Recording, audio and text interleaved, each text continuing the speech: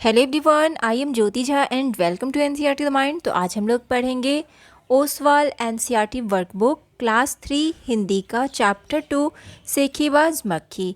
तो चलिए पढ़ना स्टार्ट करते हैं। आप भी अपना वर्कबुक निकालिए और मेरे साथ साथ बनाना स्टार्ट कीजिए। और अगर आपके पास ओसवाल का एनसीईआरटी वर्कबुक नहीं है तो मैंने लिंक डिस्क्रिप्शन बॉक्स में डाल दिया है, आप वहाँ जाके इसे खरीद सकते हैं। तो चलिए पढ़ना स्टार्ट करते हैं। सेखीबाज मक्खी चैप्टर है आपका, ठीक है।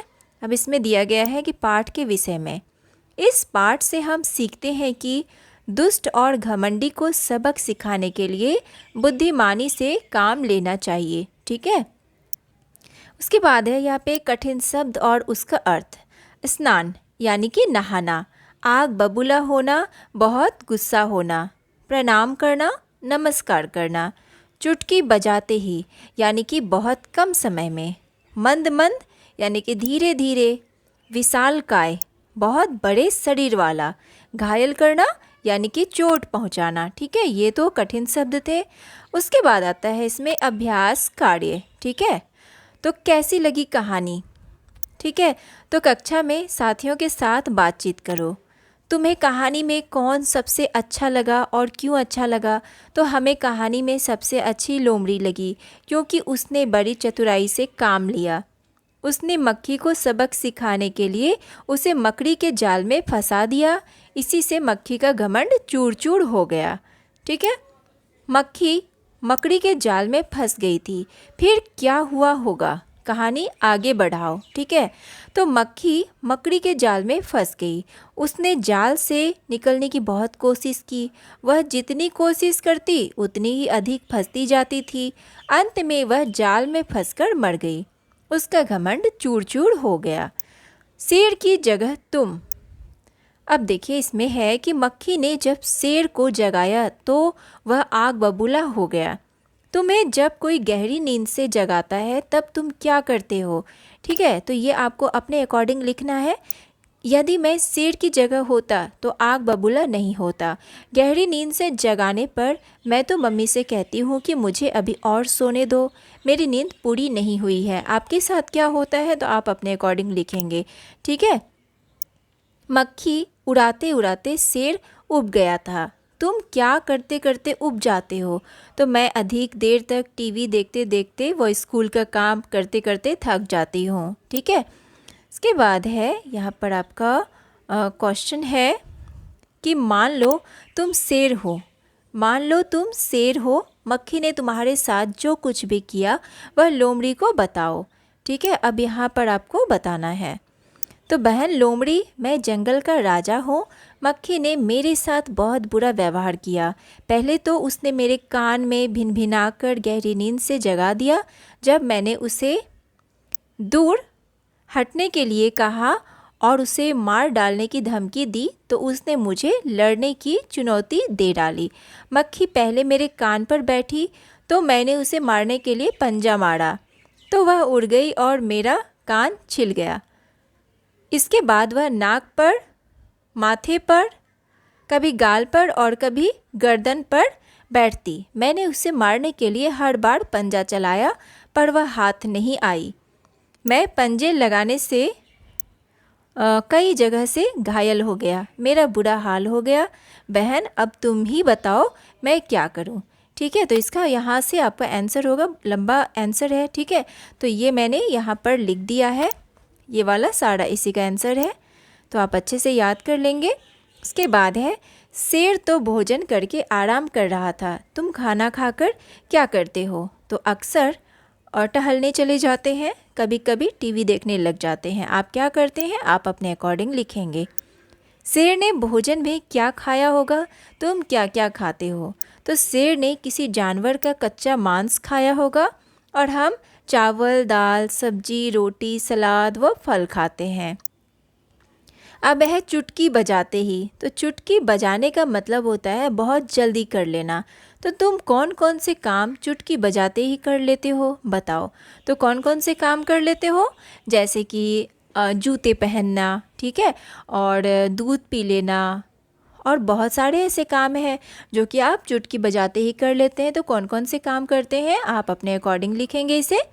अब तुम अपनी एक टोली बनाओ, तुम में से एक लीडर बनेगा, वह बाकी बच्चों को करने के लिए काम देगा, जिसे चुटकी बजाते ही करना होगा। जैसे बाहर से 5 पत्तियां लाओ और उनके नाम बताओ, या सेखीबाज मक्खी के पात्रों के नाम बताओ, जो सबसे जल्दी कर ले वह लीडर बने। ठीक है, तो ये वाला जो है आप खुद बनाएंगे।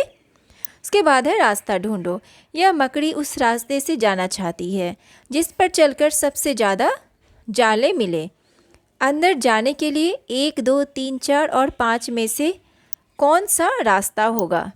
ठीक है, तो इसमें आपको रास्ता ढूंढना है कि कौन सा रास्ता होगा। यहाँ पे दिया हुआ है, ठीक है, ये रास्ता है, तो कौन सा रास्ता होगा, तो ये आप बनाएंगे। ठीक है, उसके बाद है अभ्यास कार्य 4, कहानी का नाम। अगर कहानी का नाम मक्खी को ध्यान में ना रखकर लोमड़ी और शेर को ध्यान में रखकर लिखा जाता तो उसके क्या क्या नाम हो सकते थे।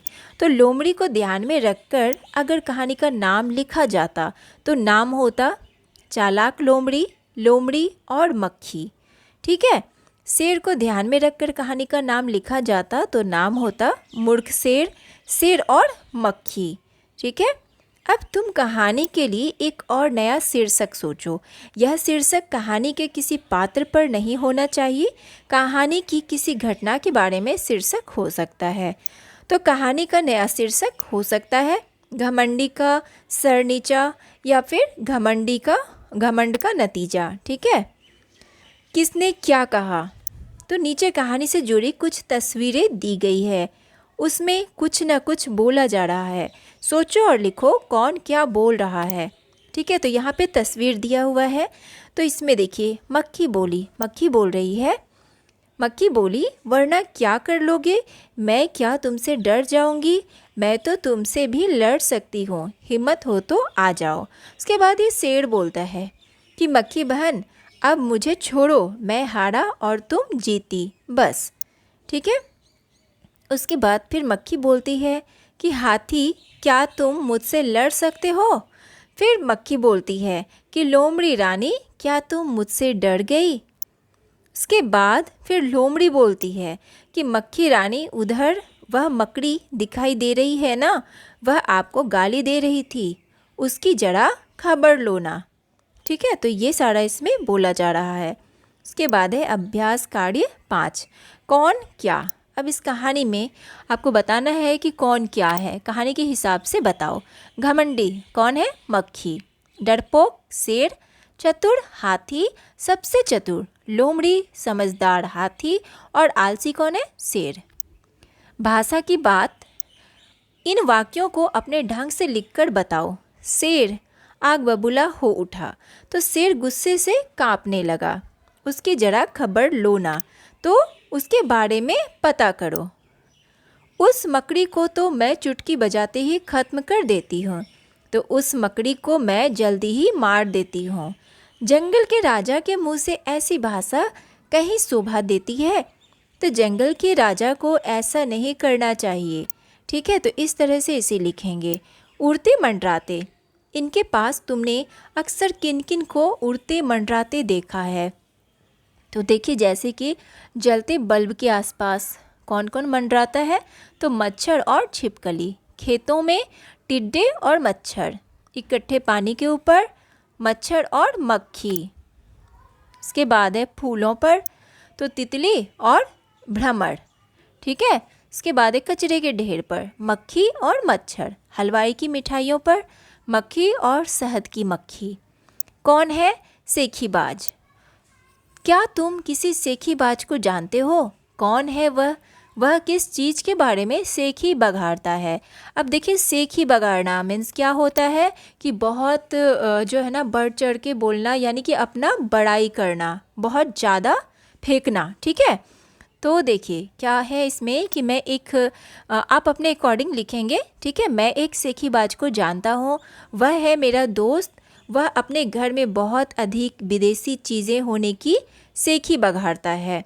वह कहता है कि हमारे पास विदेशी टेलीविज़न, कैमरा, कपड़े धोने की मशीन, टेलीफोन, पंखे, यहाँ तक कि दीवारों पर लगी पेंटिंग्स भी विदेशी है।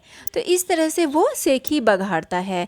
ठीक है, तो आप अपने किसी दोस्त के बारे में, किसी पड़ोसी के बारे में, बहुत ऐसा होता है जो कि वो बिना मतलब का कुछ भी बोलता है कि उसके पास चाहे हो या ना हो, लेकिन वो बड़ाई करता है, तो इसे बोलते हैं सेखी बघाड़ना।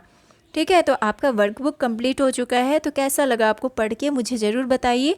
अच्छा लगा हो मेरा पढ़ाना तो मेरे चैनल एनसीईआरटी द माइंड को लाइक सब्सक्राइब कीजिए और पास में दिए गए बेल आइकन को ज़रूर प्रेस कर दीजिए ताकि एनसीईआरटी से रिलेटेड हर वीडियोज़ आपके पास समय से पहुंचती रहे। और मैं आपको एक बार फिर से बताना चाहती हूँ कि अगर आपको ओसवाल का एनसीईआरटी वर्कबुक ख़रीदना है तो लिंक डिस्क्रिप्शन बॉक्स में है, आप इसे ख़रीद सकते हैं। तो चलिए मिलते हैं नेक्स्ट वीडियो में, तब तक के लिए bye, take care, thanks to watch my video.